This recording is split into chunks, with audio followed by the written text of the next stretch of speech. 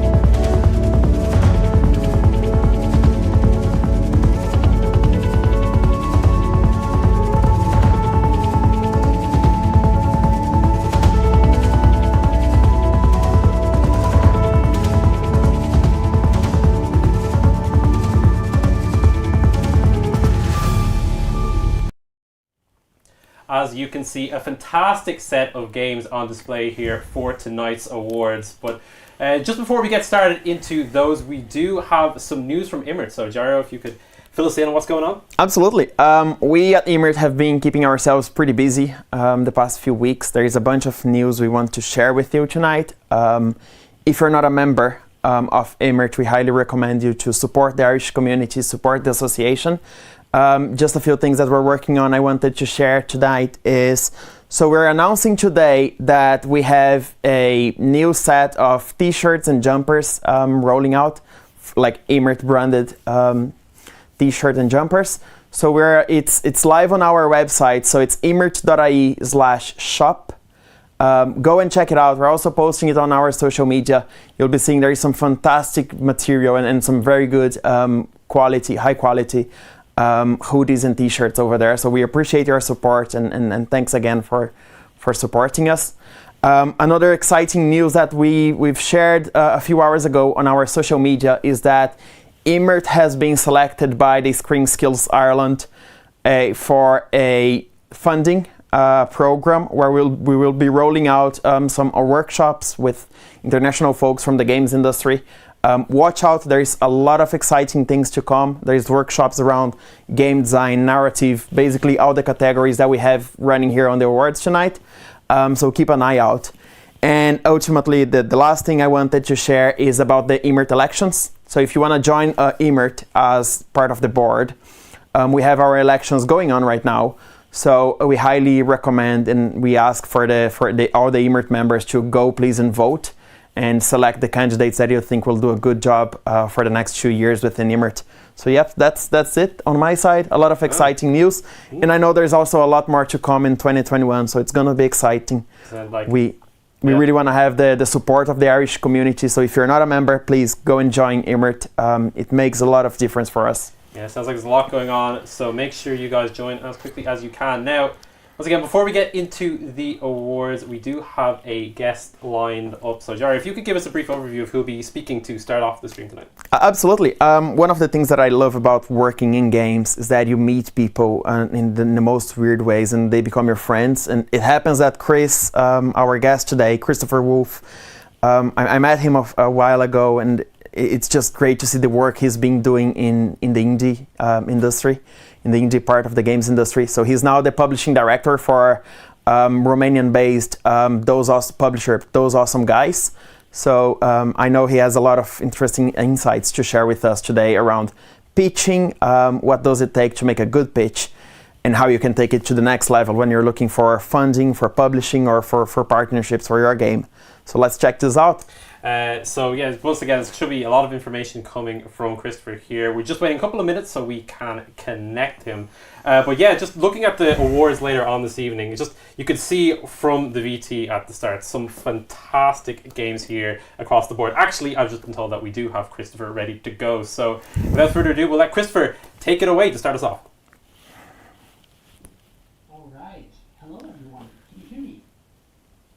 I can. I can hear you. Yep. Perfect. Well, thanks so much for having me. You look wonderful tonight. I got myself my jacket just seconds ago to make sure to at least live up somewhat to the expectations. Thanks for having me. Thank you. Thanks for accepting. It's I know you have a lot of interesting stuff to share, so I was looking forward to hearing what you prepared for us tonight. All right. Should we just get started? Yeah, let's go ahead. Yep, let's go ahead. Perfect. Well, cool. Thanks so much for having me. As mentioned, again from me as well, welcome to the Irish Game Awards. My understanding is these the Best of 2019 awards. Interesting way of handling it. I appreciate it. I'm also excited about the Best of 2020 awards next month. Kidding, obviously. I'm just going to shut down my headset here because I can hear myself in the background. All right. So, if there's anything that you need from me in the meantime, feel free to just interrupt me. Cool, let's get this started. A quick introduction about myself. Gyro already handled it perfectly. I work in publishing for a Romanian developer slash publishing hybrid called Those Awesome Guys. Handle a little bit of biz dev, sales, distribution, and I'm one of two people that will first review incoming pitch decks when we get those sent over to us. Formerly used for events for a thing called the Indie Mega Booth, where I was in charge of curation and developer relations. And my first step into the games industry was with Salmi Games, a little indie dev working on PC, VR, and mobile titles here out of Munich, Germany. Two quick disclaimers before we get started, or actually three. One, obviously, there's many different ways to use pitch decks in 2020. You can pitch platform holders, investors, even apply for government funding, or of course go through publishers, as many different examples. This is coming from me, from the publisher perspective. Please keep that in mind. More than happy to answer any questions you might have about different takes, such as pitching for like government funding, but that's a very different story and might need a little different treatment overall. I'm going to use mostly pitch deck example in this presentation. That's very important to me. In either case, I got permission from the developers to use it, or they were publicly available, and I'll link to a little resource later on if any of you want to check out those publicly available pitch decks. Super helpful, I would say. And then finally, this talk, or a form of this talk, sort of like a 1.0 version. I see this as like the 2.0 version was prepared for GDC earlier this year. Obviously, that didn't happen, but it was prepared together with a close friend, Alan Denny and Jenvid. So shout out to Alan for being like a key part of creating this presentation. So let's get started on the art of the pitch deck. First of all, the content side. So I'm going to get at this topic in three steps, starting with content and then following up afterwards with two other parts. What I would see as sort of the introduction slide is typically an opening slide. I would like to compare it to like a book cover typically. If you walk into a library or into a bookstore, the first thing that typically pops up in your eyesight is something shiny, something intriguing that's on display. And you want to make sure that your pitch deck itself also to some degree stands out from the crowd of pitch decks that a publisher or a investor typically sees on like their day-to-day work, including the title of the game, some basic information such as keywords, in this case, adventure management breakfast. You can do customization if you want. It's necessarily necessary, such as like a company or a publisher logo if you're pitching a specific publisher. But typically, I just wouldn't want to overdo it. Make sure to get straight to the point and keep it rather simple than overloading it with a bunch of assets that you don't really need in there.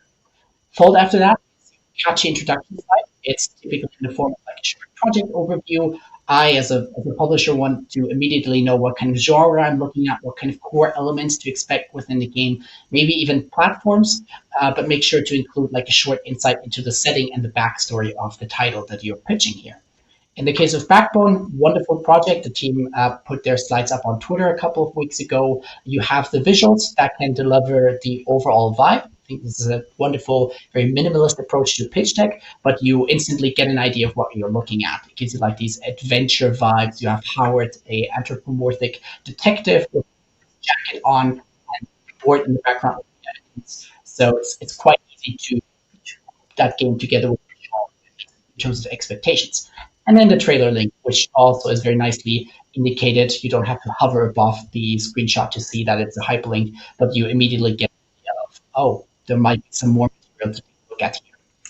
This is a different take by our team internally on the die, sort of like a notification deck rather than a pitch deck, but it serves the similar purpose.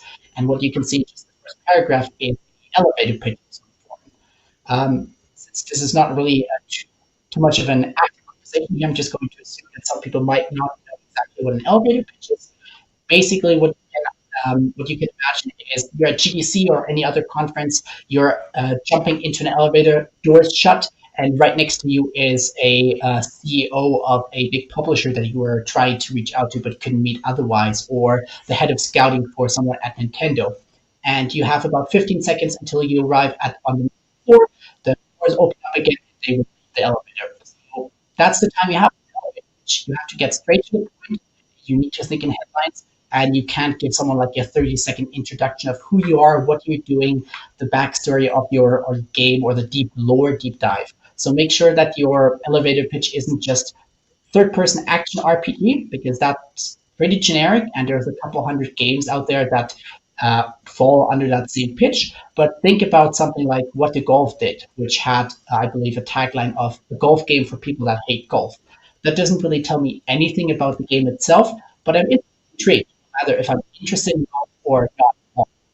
A good example as well. It's a first-person shooter where time only moves when you move. How does what does that mean? Tell me more. Typically, a X meets Y, like a Zelda meets Diablo pitch, can work as well, at least to give someone a good first understanding. But you want to make sure that it's catchy and stands out, and that you're not just comparing yourself to other games. You, at the end of the day, hopefully you have something exciting and unique that you're pitching here. To jump briefly back to Backbone, just a couple more things here. Obviously, I mentioned the atmosphere, very well delivered by this rather simplistic style, but visually quite indicative style of the final game. It's an indicator of the adventure that it's going for. The only feedback I probably have, the same actually goes for our internal deck here, is maybe a little bit much text. Break it into half and increase the font size, but that's really just sort of the subjective little take that I would have on this slide. One quick thing that I'll be talking about a bunch in the next like 20 minutes is people and how you need to get straight to the point. It's a study from a couple of years ago published on time.com about how an average human has less of an attention span in 2015, probably than the goldfish. You just have to look at is consumed these. We are used to these to 1 hour TV that were just broken down by actors or which still exist. But the way that most kids and teenagers these days consume media is like which is anywhere to 6 seconds long, sometimes. And that's you have to think in communicating your pitch. It's also good practice, to be fair. Like if you're pitching to a member of the press or a publisher, and keep in mind that all of the practice that you're gaining here is also going to be helpful when you're pitching to your player or pitching to the end consumer. They will take probably way less time in actually trying to figure out if your game is for them. So if you can pitch it as an elevator pitch to a member of a publisher, such as myself, then you can probably also compile it even further to pitch a potential player. So don't treat your pitch or Bible, get straight to the point. Now, when it comes to features or core mechanics, right, consider the real USPs of your game. Something like an interesting story is not a USP. That's something that probably everyone will hopefully see our project. Looking at is establish something that's a unique selling point, so USP, In the case of Backbone, which has about like 14,000 Twitter followers, I believe at this point, they really nailed the whole idea of anthropomorphic animals. Like half of their Twitter feed is about raccoons. So obviously, shout that out in your pitch deck. The setting is in the Pacific Northwest. It has quite a complex branching out structure, a narrative structure for a 2D adventure game, and phenomenal writing. So all of that is something that you can definitely highlight in your presentation. Now, this is a little bit more simplistic, I would say, or a little bit more not necessarily straightforward. You have a very different game that you're looking at. So what might work for something like Backbone in this case will not always work for a game like Wavebreak. What I think Wavebreak did very well here, to give you some backstory if you haven't figured it out by looking at it quite yet, it's basically like Tony Hawk's Pro Skate with motorboats and jet skis. That's something that they perfectly summarized in 3 gigs. And rather than running me through like a full slide of many USPs or having me take a look at a couple of minutes of gameplay footage, I can look at the slide and within 10 seconds I know pretty much exactly what I'm looking at in terms of gameplay. Not only the mechanics and the dynamic order, but also the multiplayer mode. Perfect execution. Shout out to the Wavebreak devs. I really love this slide. And then to wrap up the first part, the content part, love this gift. Please, as I mentioned, don't treat your presentation like a GDD. It's supposed to summarize the core picture of the project, not give me a full breakdown of your vision for the game. It's perfectly fine to follow up afterwards once I'm hooked, but the same goes for like the narrative or the lore deep dive that some people might want to send out initially. I don't need a 30-page Google Doc or PDF. I just want 10, 15, maybe 20 slides as part of a PDF or Google Slides, as I mentioned. Now, the convincement part, which supposedly is an actual word, I could find it in a dictionary. That's the second part here that we're looking at. After you have the content that you've presented about your game, and that can definitely be more slides than I just showed you, you get into the second element, which is convincing the other party that they should be partnering up with you. In the same way that you would hope a publisher or an investor will be sort of pitching themselves as a good party to partner up with. So this quote by a trusted colleague of Alan's and mine states, unlike children, publishers are not willing to imagine the best case scenario for your project, which I sort of have to agree with. When investing money and resources, there needs to be a healthy amount of skepticism. In 2020, to be quite honest, we as a publisher are going to sign less than like 0.5% of games that we actually see, which is quite low, but not unprecedented in comparison to other publishers. So when you're pitching, your job is to underline where the opportunity is that you're pitching, in the same way that once you get sort of the reverse pitch from the other party, you will hope to hear their pitch or what they're bringing to the table, basically as part of the potential partnership. I'd like to break it down into 3 steps that you're taking to convincing someone. Convincing someone that your project or your game should be made will have an audience. Second, you can pull off what you're promising within the budget and the time frame that you're pitching, basically, and that the project can be made by you and ideally only by you. Well, although the second part is a little bit tougher to really prove, so let's focus on the project being able to be made by you. You have a balance of confidence and realism that you're trying to hear. What I'm trying to say is, if I'm asking you to pull off X, how you're going to develop your within a specific timeline, and your answer is, trust us, we know how to do this. It's probably not the right answer. It's not one that I'm wanting to hear. Same goes the other way around. If I'm pitching you a collaboration between the two of us and you have questions about how we will pull off, and I don't really have any answers, trust me, I know what I'm doing. Don't enter into relationship, a publishing relationship with me. I wouldn't want to in that particular example. So the easiest way of convincing someone that a game should be made is obviously having data available. And I know I'm jumping back and forth with like the Backbone deck here. I'm very happy they shared it online on Twitter. I'll have a link to that later on. It's a really good example that you have strong wish lists, which is ultimately one of many goals for developers sometimes. You have players that are willing to commit money towards a project. In this case, as you can see here, the Kickstarter campaign, hopefully. And there's a engaged not only in Steam, but social media accounts, anywhere from like the Discord channel to VK, which is a Russian-based website or a social media website based out of Russia. These numbers, again, very outdated back from when they were initially pitching. And then finally, the element down here that it's popular, or sorry, the Kickstarter campaign in this case is popular in the Western Hemisphere. Obviously, with Kickstarter, it's generally quite popular in the Western Hemisphere comparing it to other markets, but it's also something that you can focus on when talking about broader terms, not only on Kickstarter. If myself, as for example, a Chinese publisher, come to the table and want to talk about your project, or you're pitching me as a Chinese publisher, then it's good to know that your project already might be popular in China or it might not be. There's basically two ways. It's either one have happened, or I'm quite confident that because in marketing, for example, you have not tapped into that territory quite yet, or on the opposite side, if it's not quite popular yet, is there really a market there, and is it worth it investing money into accessing that market, both from your standpoint in terms of monetization and giving up a revenue share, as well as my standpoint as a potential investor into the project. This is a really cool example from a couple of weeks ago.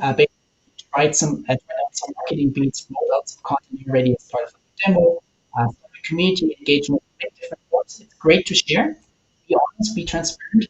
This is, as I mentioned, good example about 3 months ago from a development team which that they were part of like a workshop. I don't take any credit. That was already done prior to me ever talking with them. It's just fascinating to see. Basically, I think the second tweet that they ever put out there blow up like this, and this is a good indicator to a publisher that there might be some interest out there. So make sure to highlight these things. You can be proud of them for sure. All right, market analysis, a tricky topic. I think very important to actually take a look at from a developer standpoint, because it's helpful for your own orientation within the market. If you're trying to figure out what kind of design approach to take, you will want to know what other projects are already out there and maybe get some inspiration, or make sure that it's not like a straight up copy that you're developing, and as well as giving the partner, or the partner that you're pitching, a first impression of how you position yourself in the market in terms of expectations. If I took a look at this slide specifically, then one thing that pops out, besides like a fantastic list of titles, is all these projects have at least assumed 500,000 plus owners on Steam. That's quite a lot. That's not the average. And if you're positioning yourself within that range and all that range in your market analysis, may give me that you're aiming quite high, which is good, I guess, but also be worthwhile to have a conversation. If you're aiming for plus units, and my expectations are, hey, we're going to make this a popular game, probably in the range of a couple 10,000 units, then we can have a conversation about that transparently upfront, rather than you maybe having that idea in the back of your head throughout the development time, me having a very different idea, and then at the end of the day, a couple months later, a couple of years later, once we've released the title, us not getting along that well anymore because the expectations were set very differently, and the game might have not performed to your expectations. Be realistic with your analysis. That just also goes for sales expectations. As an example, in like a roguelike pitch 2020 that you receive as a publisher, you're almost guaranteed to be included like one of these three titles, or maybe a Binding of Isaac or FTL. I appreciate the optimism. Don't get me wrong, that's not what a sales pitch analysis should look like. If you're including, as in this example, I ideally want to see something that's a little bit more pessimistic, and like the median sales, and maybe something that's optimistic. Sure, feel free to include dead cells in there, but not free dead cells. Keep in mind, an average game, according to a No More Robots, Mike Rose's study from a couple of years ago, I believe from GDC 2019, was that in its first year, a average game on Steam sells about 1,500 units. That's 1.5K, not millions. So keep that in mind when you're trying to figure out your market analysis. You can be optimistic, but try to find that good range of optimism versus real, and not go all in 3 units plus as market analysis. Similar beneficial we discussed with the market analysis. The target audience analysis. It's beneficial for you. I drive some design decisions, but it's also super helpful to me to figure out if our visions align. As an example, if you're pitching a visual novel that's very LGBTQ friendly, which we've been pitching in the past, public, your target is, as a random example, a mostly generic white dudes, 30 plus from Germany, hardcore gamers that typically play Call of Duty, which is a little bit exaggerated here. It might, I mean, that's unprecedented. Then you might be looking at the wrong target audience, at least in my mind, and we might have to have a conversation about why our expectations are so different. You might be surprised at how many pitches actually do that and have a very odd target audience, but it's always an opener for a conversation. You just want to avoid like a very different direction in terms of marketing, which would be what we typically would be doing as a publisher, and design in terms of target audiences at the same time. You want to avoid that at all costs. Speaking of cost, transition, I must admit, scary commitment costs, money and timeline. It's not necessary, really necessary. The question here is development that you're basically pitching within the time and budget that you're asking for. And this is, I think, a really good one-sheet approach by a befriended development team out of Canada. This approach gives me a basic timeline for more than just a release date. I know when to expect a beta candidate, an alpha candidate, which might be used for like a demo or a game showcase at an online or in-person event, if those return in maybe 2021, 2022, but also mentions the budget overall, not only funding, which can be quite helpful for conversations. It's something that's honestly quite often overlooked. We're having a conversation and I know how much I'm going to invest in the project. That's the first number that pops up. This project is going to cost X. Obviously, in many circumstances, you have already invested money into the project, or you have government grants that have been invested into the project, or some other form of investor. And to figure out really how much money you've put into the project, how much money we're putting into the project, and how much overall needs to be really be recouped to be worthwhile your and our efforts, we need to have an idea of the overall budget committed towards the project. So make sure to include that in the initial conversation as well. You can include a burn rate. That's helpful as well. How much money you spend every month. And if you want to go one step further, then a pie chart that breaks down how much money is being spent on which different avenue. Being spent on design, programming, art, QA, music, sound, whatsoever. All these different elements are good to have are helpful to have a good idea of how much you're spending on it.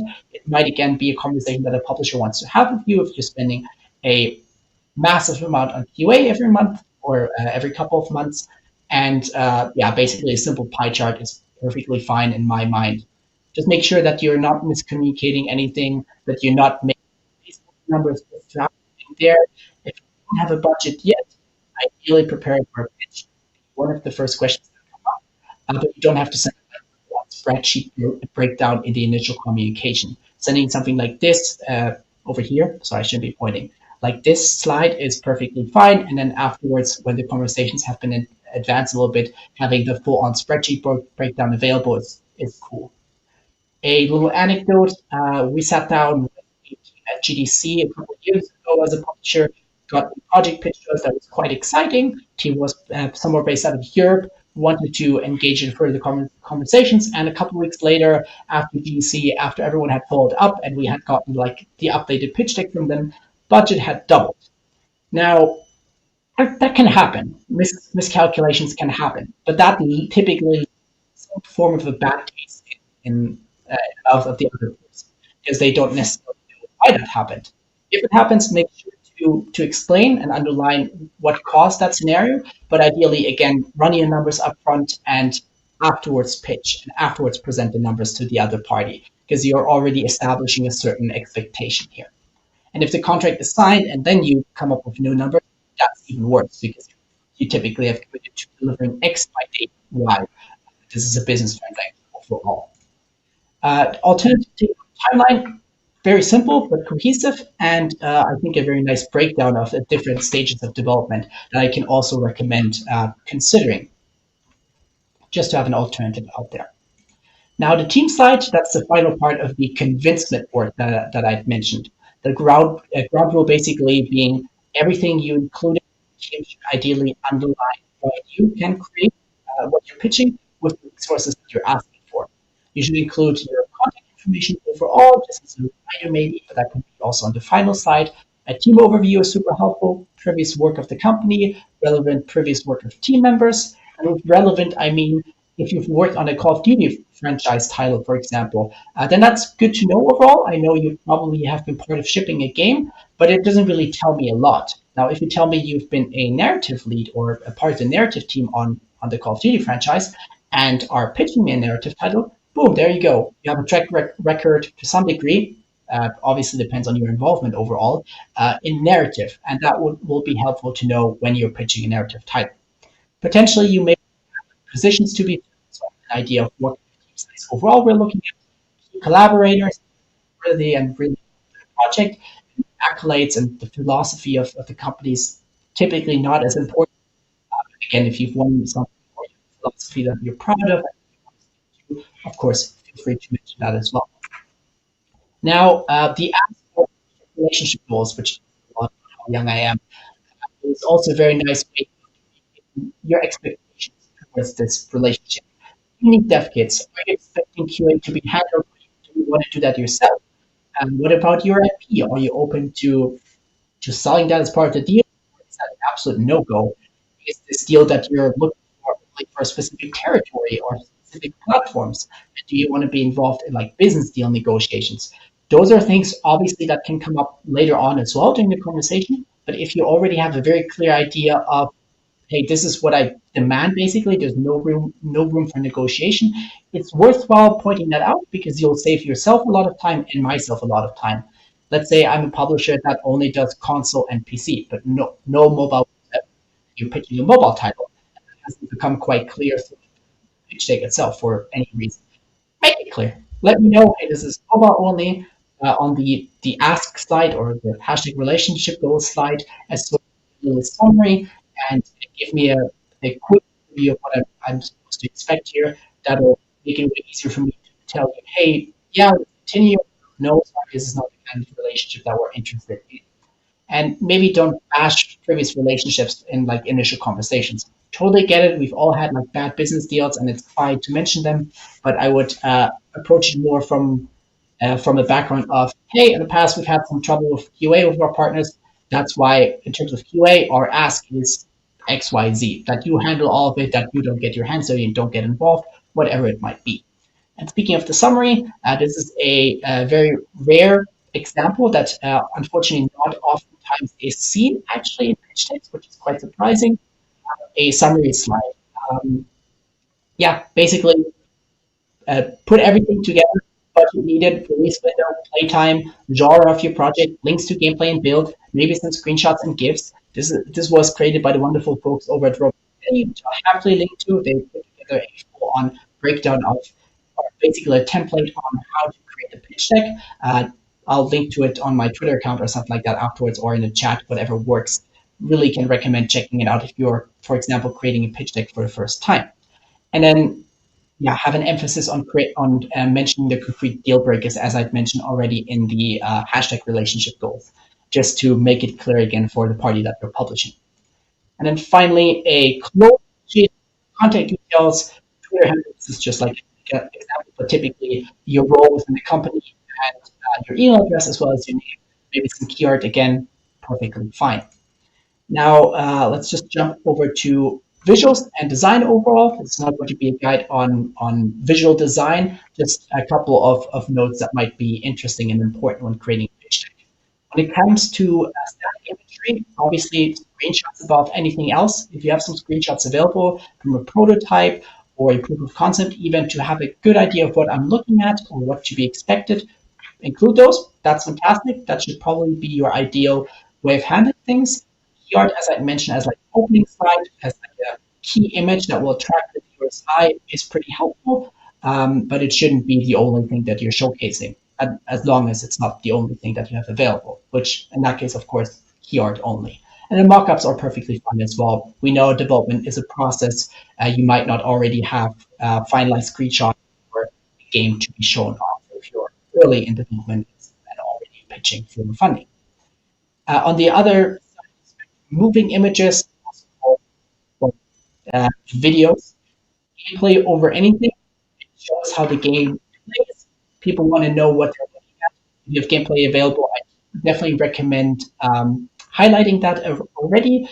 If it comes down to me and you want to show lots of different parts of the game, ideally maybe like a 5-minute video with 5 different clips, 1 minute long, of different parts of the game. That gives me a good understanding of how the game plays at its core, and also enables you to show different scenarios of what might be happening in game environments, for example. Animations are fine as well to like prove what your team's capable of, but I'm not really signing your project because of its incredible animations. I'm signing it because of the gameplay typically. And then gameplay footage overall with commentary is really only necessary if it contributes something to the overall pitch. Now, if you want to have the best of both worlds, and the format allows for it, in this case, like Google Slides do, PDF don't, I would suggest GIFs. Again, my favorite example here still with the still give you some form of idea of what you're looking at, but then let's compare it with the actual GIFs here. And it's GIFs, not GIFs. That's important. Yeah, there we go. Now I'm seeing it move here in the background. Yeah, it very quickly shows me what I'm looking at. It's better than maybe 5 minutes of gameplay, because if you send that link throughout the pitch conversation that we're having on Zoom, for example, then my attention might be with the gameplay video, and you might be focused therefore on something entirely else while I'm still looking at the gameplay footage. Keep in mind, similar to screenshots, it's going to be lots of work that's going to go towards some really good GIFs, and you will really want to spend a good amount of time, a significant amount of time on polishing these things.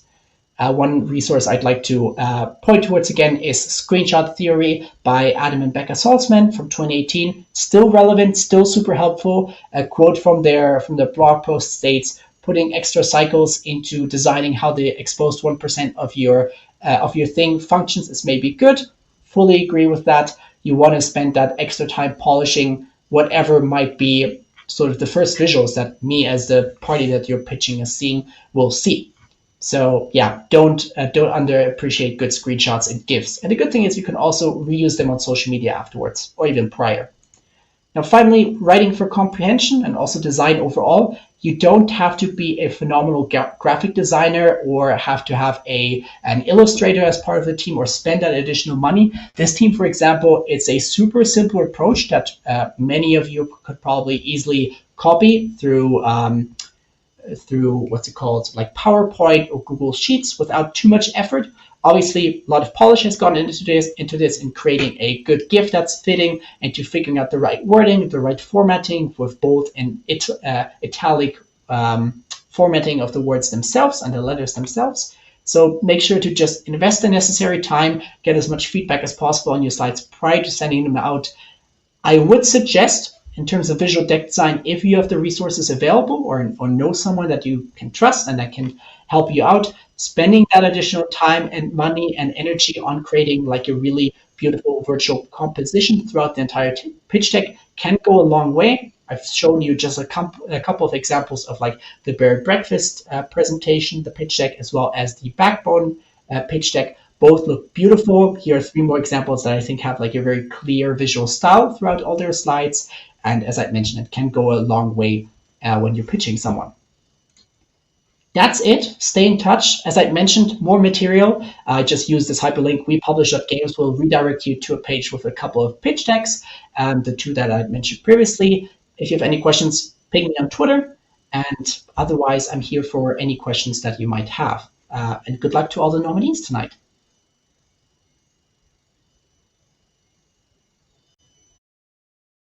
Thank you very much, Christopher. Very insightful talk on the art of the pitch. I know that I picked up a lot from it, Jared. I think yourself as well. Yeah, absolutely. I think the more I hear about how to pitch the game to a publisher, or, I've done that in the past as well, it's all about the same message. Study who you're talking to, know your game, have something that, increases value to the person that is listening to you, and find a good way of working together. It goes both ways, I think. It's not only about how can I get money from the publisher, but how can we work together in a mutual relationship where this game will succeed? Because after all, it's what the publisher wants as well, because it's a business at the end. So thank you very much, Chris. It was awesome to have you. I appreciate, again, thank you very much for taking the time. Thanks, everyone. Thank you. See you later. All right, and now, without further ado, we are moving on to the awards. Our first award for this evening takes a bit of a look at the future with best upcoming games. So, Jerry, if you want to break down that category a little bit? Absolutely. So for best upcoming game, we had a few very interesting games who are going to be released, well, between 2020 and 2021. It's the first time we have this category on the awards, so we're starting this year with it after some recommendations from the community. So I'm very curious. I know there are some very interesting games coming up, so it's good to see what the jury member has decided. For our best upcoming game, differently than games that have been published, the criteria was that how the games are presented on the storefront and the trailer, basically. So that was basically the bottom line of what those, the presentation of that game, how does it look like? All right, so let's have a look at the nominees for best upcoming game. First up, Empire of Sin by Romero Games. Then we have Rust and Dust by Chris McHugh and Quiva Doyle. Fireside Hero by Demid Tishin. The Dark Side Detective, A Fumble in the Dark by Spooky Doorway. This Means Warp by Outlier Games. And the winner of the award for best upcoming game goes to Empire of Sin. So congratulations to everybody at Romero Games. It's a game that was just released this week, funny enough. But I know it has receiving some amazing reviews online. So I'm looking forward to playing it, and congratulations, guys. Yeah, to be expected from Romero Games. We are just waiting to get them on call so they can talk a little bit about them receiving the award for this. But I think, like I said, Romero Games is definitely a studio that come in with a lot of weight. So yeah, I think this is a game that I'm definitely excited for. Yes, absolutely. I think we have Keith joining us tonight for a few words. We're just waiting on Keith for a few more seconds before we can get him onto the call. Obviously, with us this being remote, there's expected to be some hiccups, so hopefully we can sort that out as quickly as possible. But yeah, definitely, I think this is a game to keep an eye out for, which is always good for Irish studios to make sure that you're kind of keeping yourself in the loop for the games coming down the line. Yes, absolutely. I think Empire of Sin was launched on Tuesday, and it has been there's some good, some very interesting buzz going on in the press, some interesting reviews. So I haven't played it yet, but I'm looking forward to getting it. Yeah, same. We're definitely going to get around to that one, and yeah, it should be a thing. And I think we can hear Keith maybe connected. Our speakers are telling us that we're getting some feedback from it. So do we have Keith? Hey, Keith. I'm afraid that's our production team just making sure that we kind of sort that one out. But yeah, I mean that's definitely something. Is there anything in terms of games that potentially coming up for the next set of awards that you would be looking to keep an eye on for the same category? I'm thinking here. I've seen some good stuff on Twitter. I know there are some I don't know when Vela Games are launching. Oh, do we have Keith there? Keith, are you with us? Sorry. While we still try to get him, I think Vela Games has a very interesting game coming up. I think it's Project V, the code name. I don't know when it's coming up, but it's definitely something I'll be watch for. Looking forward also for War Ducks. They have some interesting. They seem to have some interesting games coming up. So looking forward to that as well. And of course, there's just so many studios in it. It's good to see the Irish game development industry growing and coming up with innovative stuff. For example, we have If Found, an Irish game running for the Game Awards this year. So it's there's always good stuff coming up.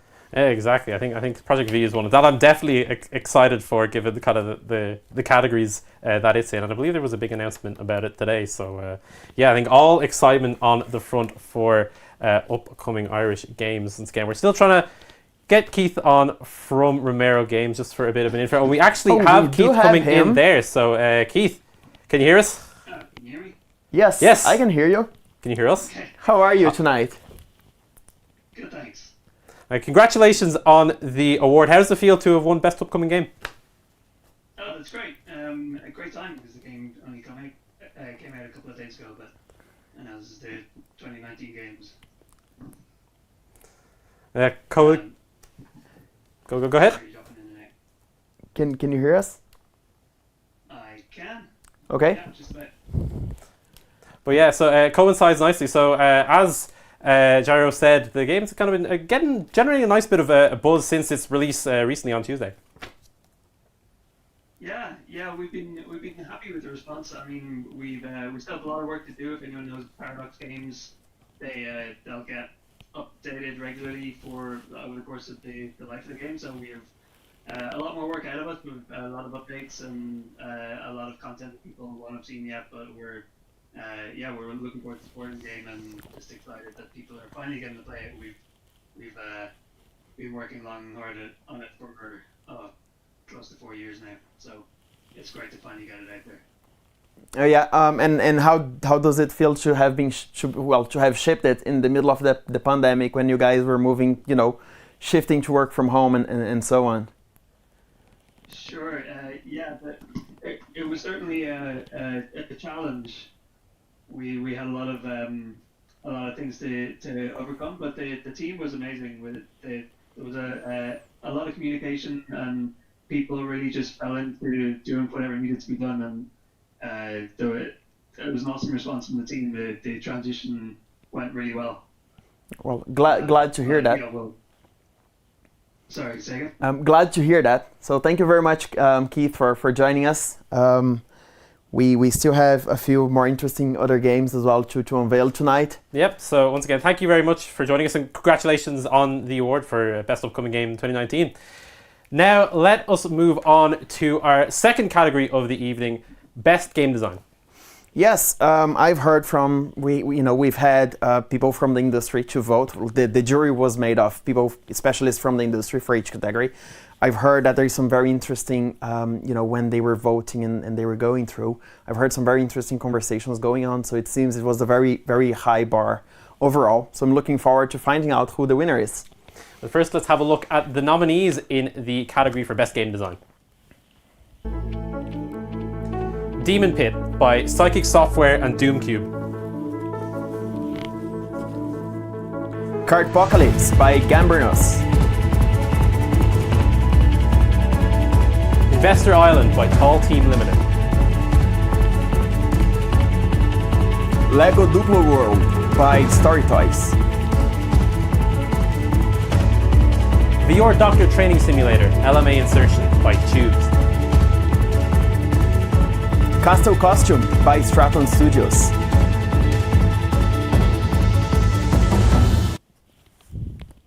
And the runner-up is for Best Game Design, Demon Pit by Psychic Software and Doomcube. A great job from them. Congratulations for the runner-up. But now for the winner in the category. So the winner of the category is Cardpocalypse by Gambrinus. Congratulations, Colm, Alan, and the whole team. Cardpocalypse taking that award away for Best Game Design. As you said, a category with a really high bar this year, so Garmin is doing a great job of taking that one. Yes, absolutely. I think in general we have some very strong, over the previous years as well, some very strong games in the game design field, so it's always good to see some very nice competition in there.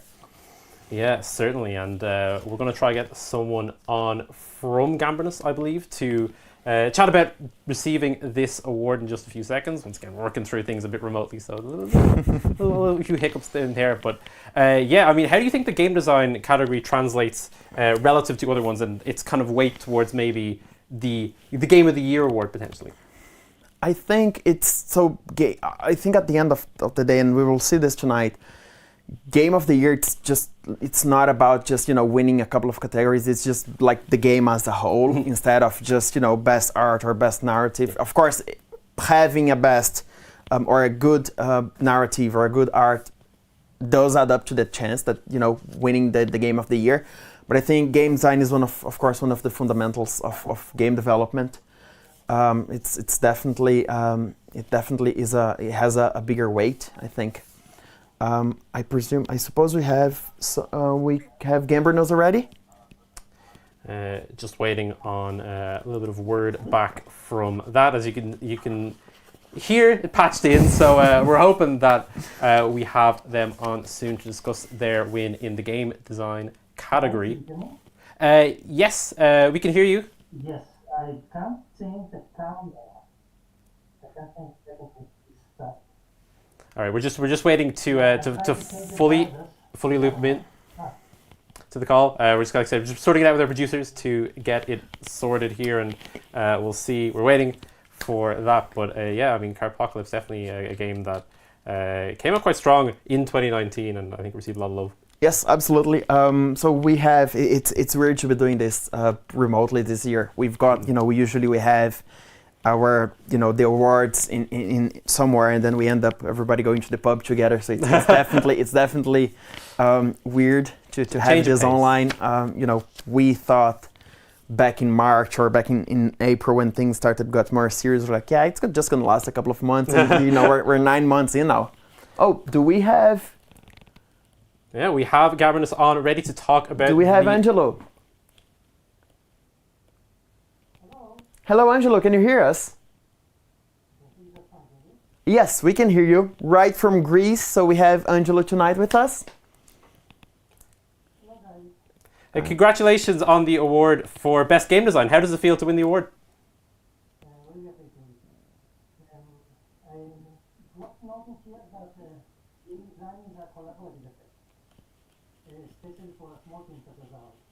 So, for example, a lot of people that like our game say that they really enjoy the ability to put stickers on cards. However, even though I was the only game designer, I can't claim credit for that.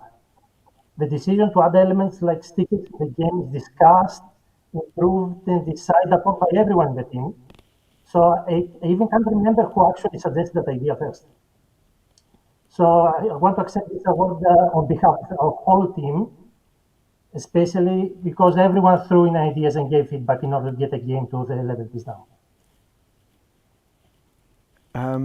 So it's great to hear. You guys have been keeping it up since Guild of Engineering, and now it's good to see Cardpocalypse succeeding as well. So congratulations to you guys. Looking forward to finding out, what are the other categories and if Cardpocalypse is taking other ones as well. I know, it's good to see the team working together, and as you said, it takes a lot of collaborative efforts to put a game together, especially of this size, bringing it into Apple Arcade, multi-platform, PCs, and so on. So well done to you guys. Thank you very much, and big thanks to Imirt for hosting this event.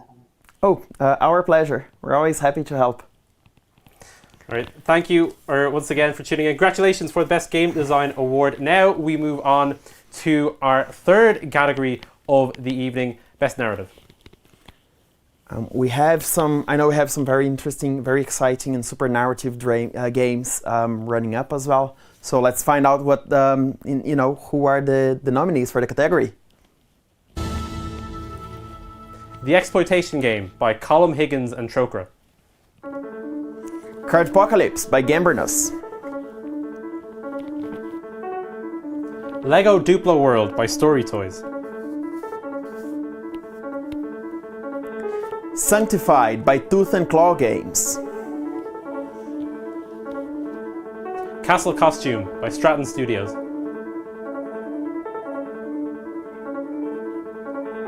Human Right Defenders by Colm Higgins in Trokra. Alright, so our runner-up for the Best Narrative category goes to The Exploitation Game. So it's actually great to see a game that is focused on conscientization and making sure, teaching the right things. So it's exciting. I feel grateful for us having the opportunity to award a game that is so important in teaching the right things. It's always good to see that for sure. And who is the winner? And so the winner of the Best Narrative category goes to Cardpocalypse, second win of the evening. Congratulations. Congratulations. I suppose we have someone from Trokra joining us tonight for a few words. Yeah, we'll be going with the runner-up for this category. We did just have Cardpocalypse on, or Gambrinus on, so definitely once again, we're just going to wait a few minutes. But like you said, a lot of big narrative-driven games, and definitely a strong category you could see. So good job on Cardpocalypse coming out on top again. Yes, absolutely. I think it's the game has a lot of potential. That it's been showing it since it was launched. But I think also it's at the end of the day, it's a nice story. It's a nice ambientalization. So you have, your kid from the 90s playing cards in school like everybody used to do before. So it's a good. It's good to have a storytelling build up on top of that, and also having Human Rights Defender as well coming up as runner-up is really good, and it's a strong game. It's as I said, about doing the right things. So it's good to see that there's some Irish game devs who are going after that type of game and making that. So Human Rights Defender is a print and play games. So you can just basically print it out and play it. It's very interesting. I heard some very good feedbacks from the jury when they were evaluating it. So everybody can go and play it. Yeah, cool to see that two games that were I can hear them. I can hear the guys fine. Got the nominations for the award, and then one managing to take that runner-up. Hopefully we can get to talk to them as quickly as possible and pick their brain on it, because it's definitely something that you wouldn't necessarily expect, a little bit out of left field, but we do actually have someone to talk about the runner-up award. Congratulations on getting that runner-up award here for Best Narrative. Hello, Colm. How are you? Good evening. Oh, we have Ellen as well. Can you hear us? Hi, can you guys hear me? Yes, we can. So congratulations on winning the Best Narrative. Oh, thanks so much. How does it feel? Yeah, so firstly, I just want to offer congratulations to all the other games nominated for narrative. You all created fun and wonderful and meaningful projects. We're in very good company. So huge and sincere thank you from myself and the whole team at Gambrinus for the award. And thank you so much to all the judges that voted, and all the board members, especially Gyro, who's put all this together and is hosting as I speak. And it means more than it can be explained, really, to be honoured by your friends and colleagues and people in the industry that you work alongside. And there's nothing more wonderful than telling stories for a living. And it's even more wonderful when the stories connect with people. So thank you again from the whole team at Gambrinus, whose work this is down to collectively. Congratulations. It's putting this together, and all the effort, all the support from Digit, from Raid, everybody involved in making this award happen is definitely something very rewarding.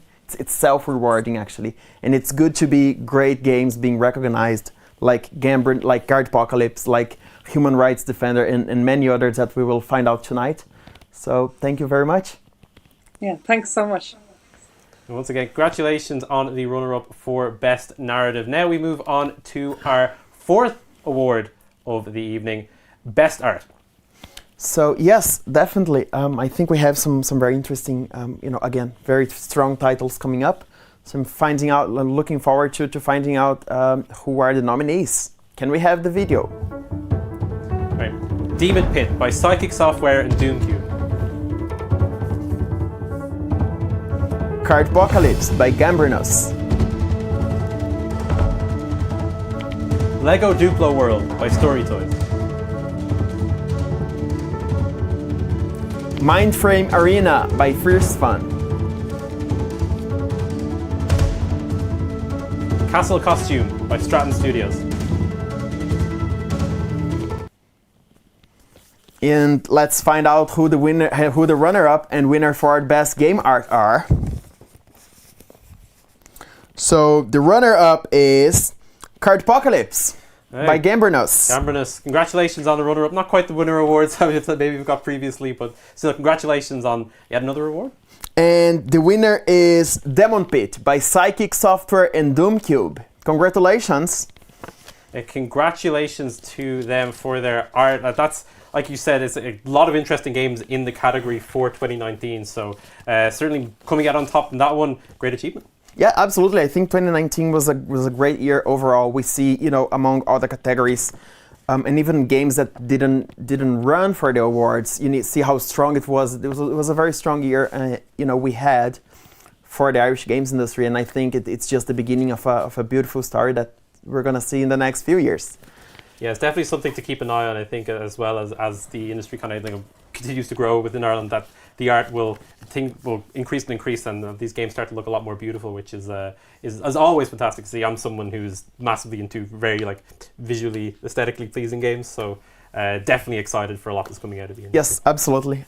I believe we have someone from Psychic Software or Doomcube joining us tonight.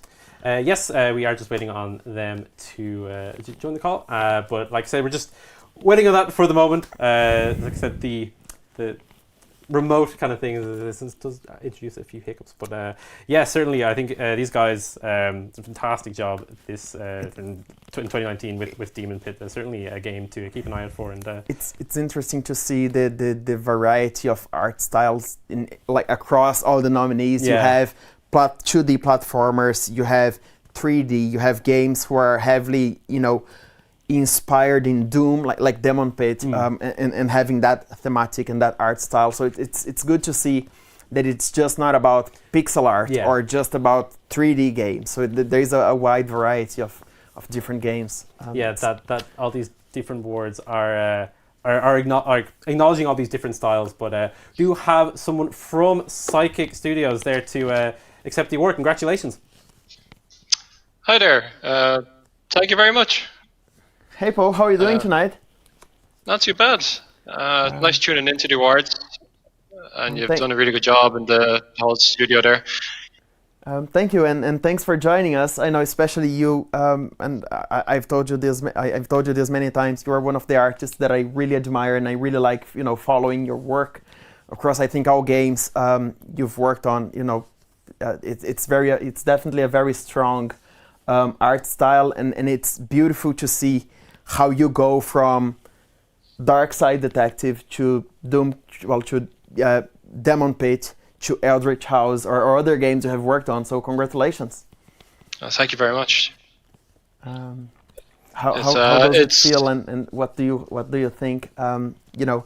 Was the story behind choosing the art style of Demon Pit? Demon Pit kind of started as an accident, as a game jam project with myself and Sam Redfern. But we'd done this terrible demo of Pumpkins, sort of Halloween themed game. But the retro 90s shooter was coming back, so we kind of found the visual style that kind of matched that. And hell and demons and guns go well together.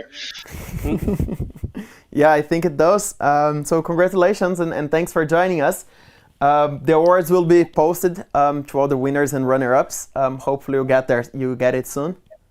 Thank you very much. All right, so without further ado, let us move on to our fifth award of the evening, Technical Achievement. Yes, it's actually definitely a very interesting one. Without good coding, you can't really play the games well, right?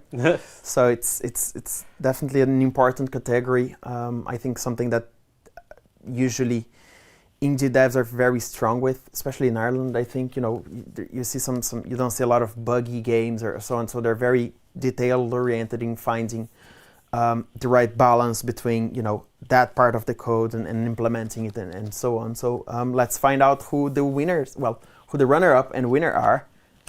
So just a quick look at the nominees. First off, Demon Pit by Psychic Software and Doomcube. We have VR Doctor Training Simulator, LMA Insertion by Chokes. Castle Costume by Stratton Studios. And so the runner-up for Technical Achievement goes to VR Doctor Training Simulator. Oh, definitely. It's actually very interesting. So congratulations to everybody at Chobs. Definitely, I've seen a lot about the game on social media. So very happy for you guys. Maybe we'll have them on to discuss their runner-up award. But the winner of the award for Technical Achievement goes to Demon Pit. Oh, another one for Demon Pit. So we see it's going toe to toe. It's that there is a good competition going on there to see. Let's find out who the game of the year is at the end then. Yeah, their second award of the night at Psychic Software, and you can kind of see it coming through there. Definitely one of the games I think stood out as very clean in terms of the technical aspect, and you spoke to just generally how good technically that Irish game devs are. So certainly, once again, an outstanding win to take it in that category. Yes, absolutely. Let's wait until we get someone from Chobes with us tonight. Let's see what they have to say. But I think one of the most interesting things on that is, if I'm not mistaken, VR Doctor was developed by a team of college students. So they all came together, if I'm not mistaken. And it's good to see, games being made by students coming up this strong in the awards and going toe to toe with, games made by other studios as well. So it's it shows that we have a lot of interesting stuff to come up in the next few years. So it's good to see that. Exactly. It's a kind of game that I think obviously serves a purpose, I think, especially for college students, and something that I think a lot of people will be able to get use out of, as well as hopefully enjoy. But the fact that, as you said, a group of college students able to take the runner-up in the technical achievement category is quite a good job on them competing against the dev studios. And also, I think one of the interesting things is the platform they chose. So VR, we're seeing, especially this year, we're seeing Half-Life Alyx coming up, and other VR games, being launched, and there is all that dilemma: is how big is VR and so on. So it's definitely good to see people invest. Well, Irish devs investing in the platform as well and making games for it.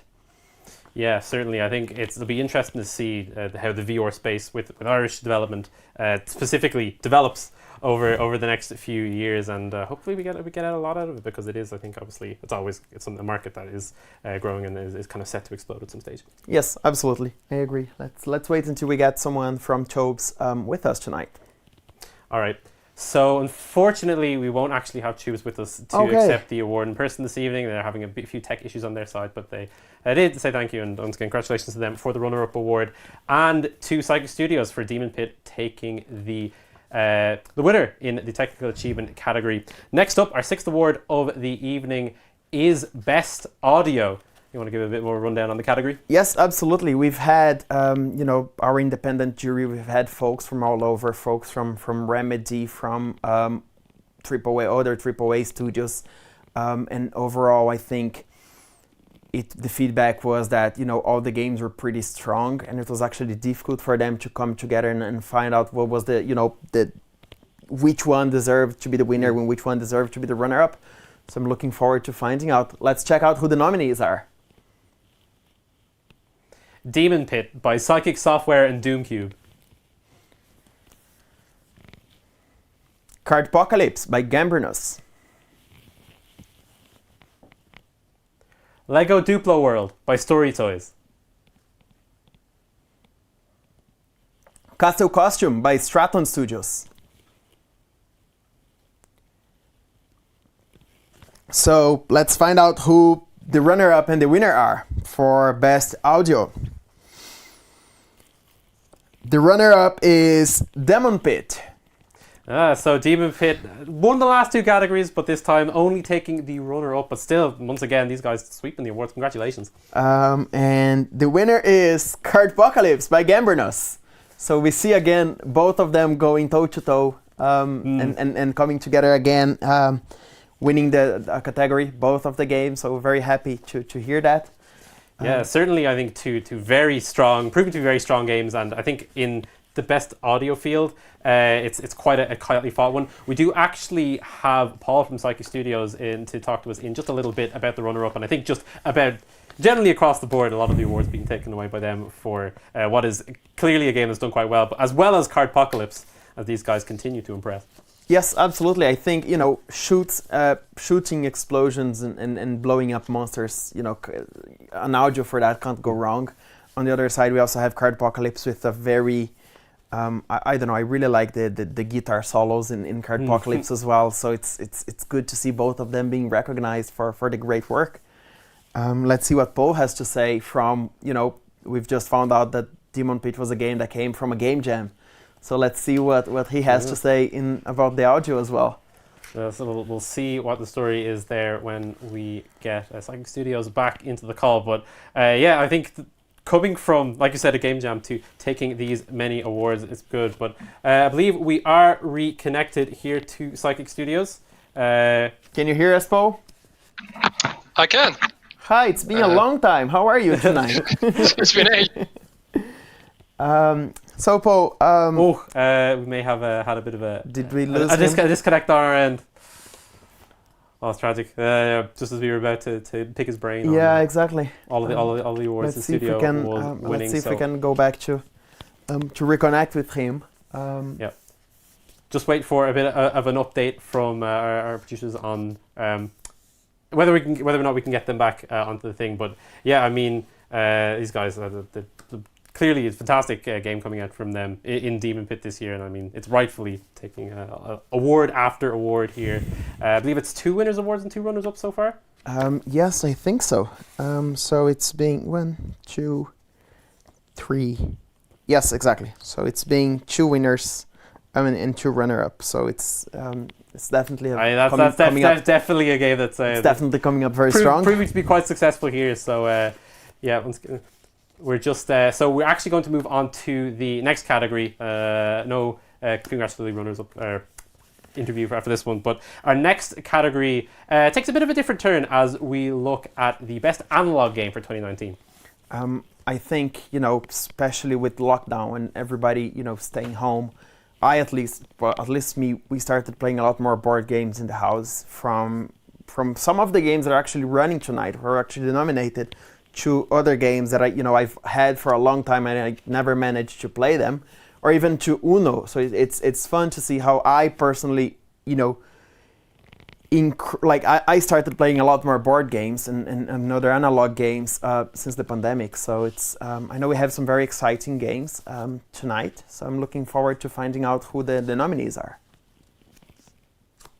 Right. So first off, Radiant Offline Battle Arena by Jack Murray. Dice Summoners by Kira Costello. Rune by Zemilio.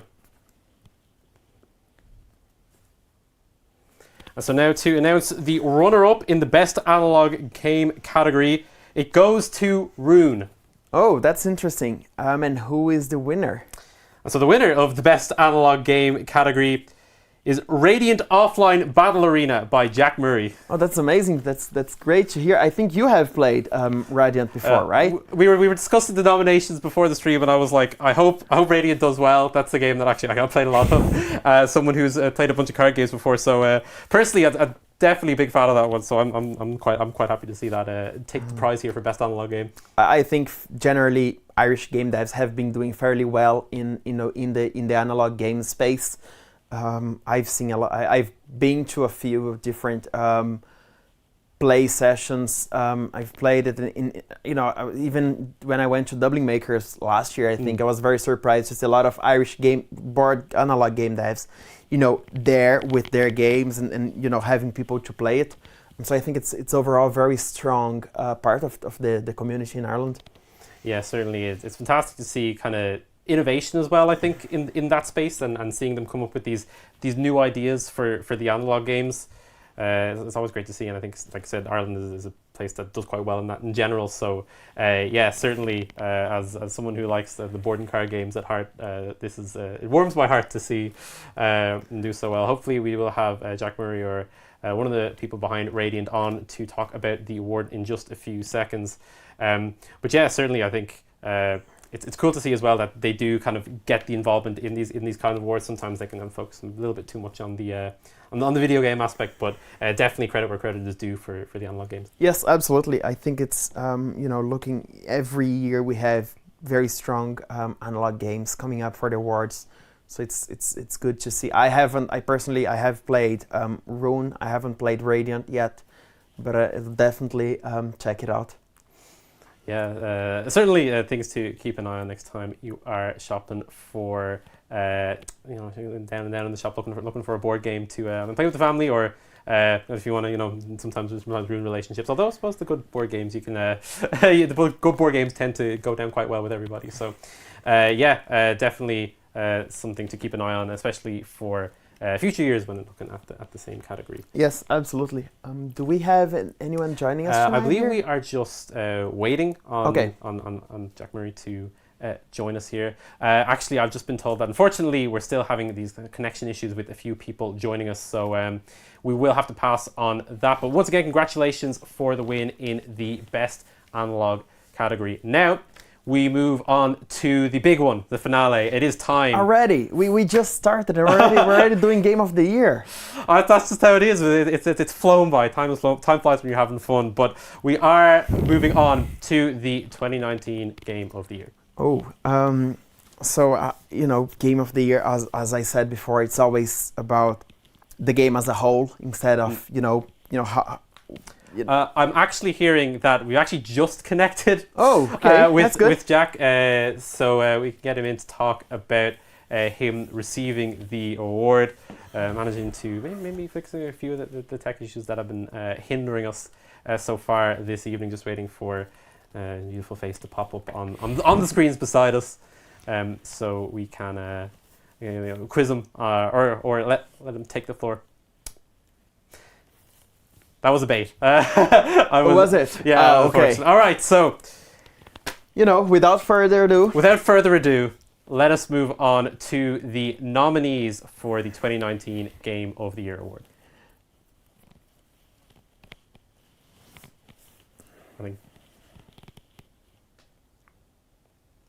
right. So we're just like I said. Okay, these tech issues are continuing to just slow us down a little bit. So potentially we just gotta talk about, maybe if you could go into detail as to your kind of ideal Game of the Year candidate for these Game of the Year awards. Yeah, absolutely. I think more than, as I was just saying a few minutes ago, I think more than you having a strong art or a strong code or having it optimized and a good game design, I think it's just about how successful the game can be or the game is. I think it also, at the end of the day, we all love making games, we all love, entertaining people, but our end goal is, or at least most of the people, is to make it for a living. And I think, that Game of the Year is also about how commercially viable the game is, or how, how did the business thinking happen, behind the game, rather than just, okay, let me code, draw, create the art style and the game design. But I think so. It's a lot about how commercially viable and how strong as a product the game is, rather than just a standalone unique art style or optimized code. Yeah. So it's not even just an amalgamation of all of the previous categories that we've seen.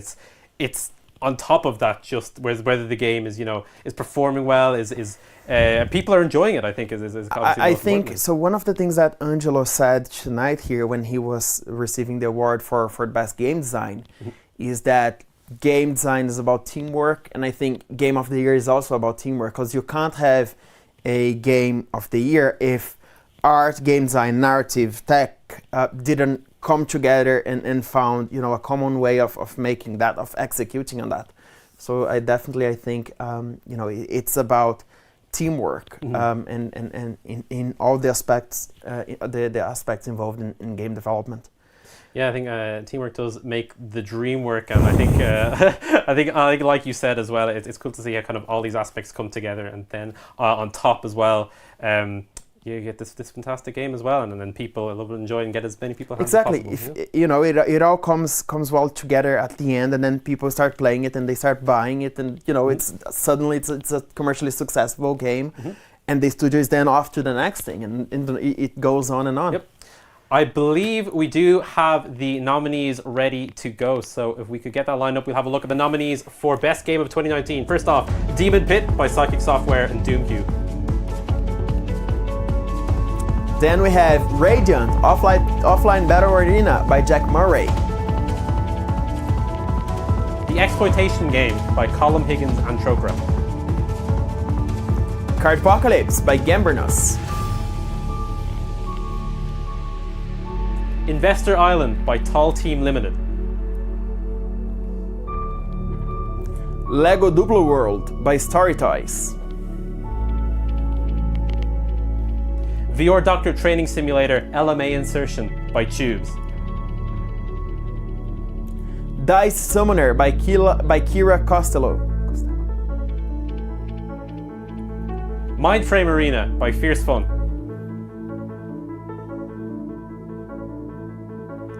Rule by Zemilio.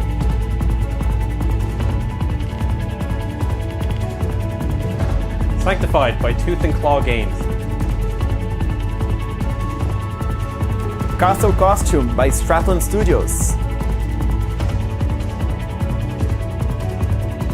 Human Rights Defenders by Colm Higgins and Trokra. So, again, a very strong set of games. I think before we get into who was chosen for to be the game of the year, I think everybody. There was no game, I think, during the whole voting phase that we heard or anyone said this is bad or anything. So I think everybody who is here tonight and all the games who were nominated, I think they are very strong overall. So I'm looking forward to, but again, Game of the Year is about the game as a whole rather than just, a standalone development team or a standalone development feature. So the Game of the Year, I'm going to get the trophy for that because it's, we do have trophies. The Game of the Year winner goes to Cardpocalypse by Gambrinus. Congratulations to Gambrinus. I mean, they were taking award after award this evening, and they top it all off with the big one. Congratulations to them. Yes, absolutely. It's extremely well deserved. They've been doing amazingly well since their first game, so it's good to see them being recognized, and definitely worth it keeping an eye out to see what they're coming up with. And we have our winner live with us. Congratulations on the win for Game of the Year 2019. How does it feel? Thanks so much. It's absolutely brilliant. So happy. Just want to say thanks to the whole team here in Gambrinus. You met a couple of them there tonight accepting other awards. It's really good to be part of this community, and just watching all the different games put forward this year, I'm really impressed. And this is the same every year. Sometimes you forget all the brilliant games being made here in Ireland, and it's so good to have this award ceremony to kind of celebrate them. And of course, we're over the moon to win Game of the Year. That's absolutely amazing. Sorry to Paul and Sam who were scooping up loads of awards there. We snuck the big one from you. Thank you very much, Colm. Again, every year I remember the Imirt Awards was the first event that I went when I moved to Ireland 4 years ago, and I remember already seeing some very strong games back in 2017, and it was the same 2018, 2019, and again now 2020, where the bar just keeps going. It's setting the bar higher and higher. So I'm very happy for you guys to have been chosen as the Game of the Year. It's definitely well deserved. Thanks so much, and thanks so much for running these awards and organizing everything. I know from being part of Imirt in the past that it's so much work, but we're really grateful to you guys volunteering your time for the community. Thanks so much. It definitely pays off. It's good to be here, and at the end of the day, it's somehow a way of giving back as well. So it's good to be here and to see this happening. Of course, all the work involved behind, help from Digit, from Raid, everybody in the board, all the partners, Screen Skills Ireland now as well supporting us. So it's definitely a group effort that to make this work. Great. All right. Thank you very much for tuning in, and congratulations on Game of the Year 2019, Gambrinus. And that's it. That's it for our awards show here this evening. Jari, do you have anything to say to send us off? I do have a few words to say. We have a happy hour going on now on Zoom. We'll be posting out the link on Imirt's social media. Check out our Twitter and our Facebook. Join us, grab a few beers, let's have some fun, celebrate all the games that were nominated, the winners, the runner-ups that we unveiled here tonight. I wanted to say a special thank you to everybody at Digit who supported us, everybody at Raid as well who made this happen. This amazing infrastructure here that we were able to put it together. I remember us talking a few weeks ago and we were like, yeah, there will be lockdown, there won't be lockdown. How are we going to do? Are we going to broadcast it from home?